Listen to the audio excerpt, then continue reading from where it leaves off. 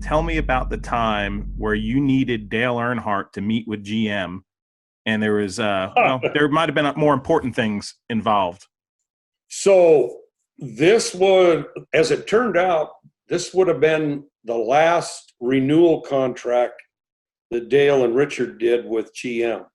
So it was late 90s. Okay. And Richard, we'd go to Michigan twice a year. Well, for the first Michigan race, maybe it was the second one, doesn't matter. Richard was like, hey, we're going to be in Michigan in a month or so. I want to have a dinner with the GM folks and Dale and Teresa, and let's talk about this renewal and whatnot. And as I remember at that time, they hadn't won a championship in maybe a year or so. And of course, that was a huge dry spell for them in those days. So, yeah. But anyway, Richard was a little concerned about getting renewed and whatnot. And so he said, let's have this dinner. Let's set it up. So we did. We get the place reserved and we get all the GM execs lined out and it was going to be Friday night after qualifying. Well, Bill Lovejoy was the head of GM Goodwrench. He was the head guy there. And he was going to be in Europe, as I remember, in Brussels or somewhere like that week, all the way up to Thursday. So he said, all right, I'll fly back Thursday night from Europe and we'll meet for a dinner with everybody else Friday night somewhere in, can't even remember where we stayed in those days, but it was somewhere in towards Michigan State University and in that area, as I remember.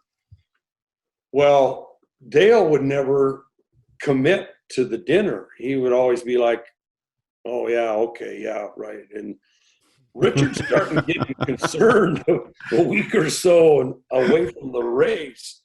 And he came to me, and of course, he comes with one of those typical Childress, when he clears his throat about 3 times, something's coming. And he's like, we need to make sure that we get Dale to that dinner. And I'm like, what, he works for you. He's like, well, I need you to talk to him and just get it confirmed. And like, yeah, oh, right, okay. So this was a lot like the Bud Moore deal. I have to start talking to Dale, and he's like, yeah, I know about it. Yeah, I know about it. Well, he would always say he knew about it, but he never said he was going to come. So Dale always rented a house not that far from the track at Michigan. But I remember that. Near that house was a big bass fishing pond. Yeah. So you know what Dale did when he went up there. So I'm trying to get Dale to commit, 2 or 3 times that week, and he hasn't committed, and Richard's getting antsy. So Friday morning at the track at Michigan, I'm waiting at the truck for him to come in for first practice. And, I get to jump on him right away about Dale. Lovejoy's back. He flew back all night last night. From overseas, What right? time should we pick you up? I ain't going. I got something else to do. And I'm like,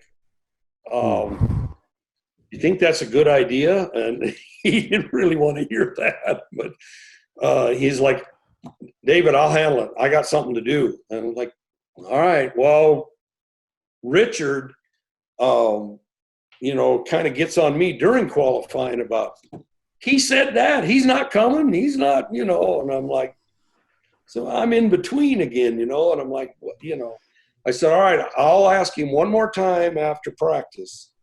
Make sure he's not jacking with us or whatever. So practice ends. Well, Dale tries to go out the side door of the truck. He's wanting to go to his motorhome and or not his motorhome, to this house. He did have his motorhome there, but he was going to stay at this house because there was fish in there. And so I'm 2 steps behind him, was taking as big as steps as I can. I'm like, Dale, we gotta have, you gotta be there. I mean, Lovejoy flew all night. I mean, I'm pleading the case. He turns around. I'll never forget. He turns around and squares off and looks at me like Clint Eastwood. Is like, David, I'll handle it. And then he gives you one of those kind of sideways Dale Earnhardt looks, and I'm like, okay, I'm out. I tapped out. I'm done. I got no more questions from me. Well, he didn't go to the dinner. Richard made up an excuse for him. The dinner was fine. Yeah. And we're all kind of like, So the next morning, the whole GM contingent is at the track during practices. And here comes Prince Charming Earnhardt from practice. And he comes over and he's got his arms around each one of them and he's hugging them and he signs everything they want. He's laughing with them and they're all like, isn't he the greatest? And he's looking at me like, I told you I'd handle it. He never said it, but he's looking at me like, what are you worried about? I got it handled here. And it's like, oh my God, he got away with it and he went fishing, God, my palms were sweaty just listening to that. I'm so nervous. I understand the dilemma. I understand it. This is the head guy, too. This isn't some regional guy. This is the man. David, you know what's coming to my mind on this? When August Bush IV used to phone Dale Jr. right before the race. Right before the race. And the Budweiser people are going, Dale's got to take the call. Dale Jr.'s got to take this call. It's August Bush IV. I mean, this is the big guy. I mean, the Bush guy.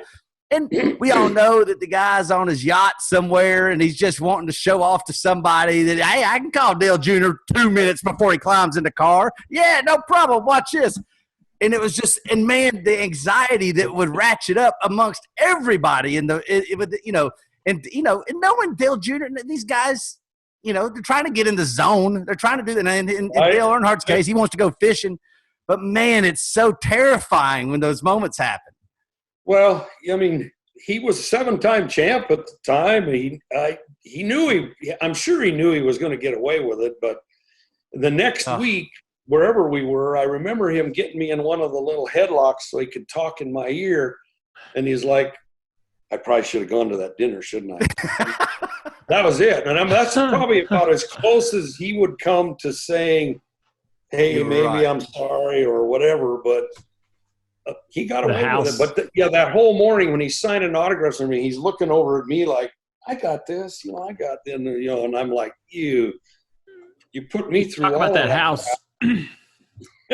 in Michigan. He stayed there for a couple of years, and then by the time I started going to Michigan, I think I can't remember exactly. It was in 2000 this happened, I believe. Might have been 99 for the Xfinity. I was there for the Xfinity race, but I can't remember. We were staying in that same house with the Bass Lake in the back, and it was me, Ty Norris, Steve Park, Tony Jr., Tony Sr., a good handful of people all staying in this place. We've been riding these four-wheelers a little bit out in the woods and got kind of bored with that. And they had like this volleyball court, sand volleyball court out next to this this bass pond, big old lake, pretty much. And we got to running them four-wheelers around that sand volleyball court. And we actually ran so much. Ty wasn't there yet. Ty was kind of the GM at the time at DEI. We'd ran around this court and threw so much sand out that the corners had become banked. We dug down, like we had moved about 4 foot worth of dirt out of this thing and shed it off to the sides to where you kind of went around the corner in the bank, and it had ruined this court. And Ty walked up, and I came around the corner, and he was eating slaw out of a bowl. And I came around and slung some sand into his bowl, and he snapped. And needless to say, we spent the next day fixing fixing that little volleyball court back. But I remember that house you're talking about, and that's what I think about when you tell that story. We got in big trouble that day.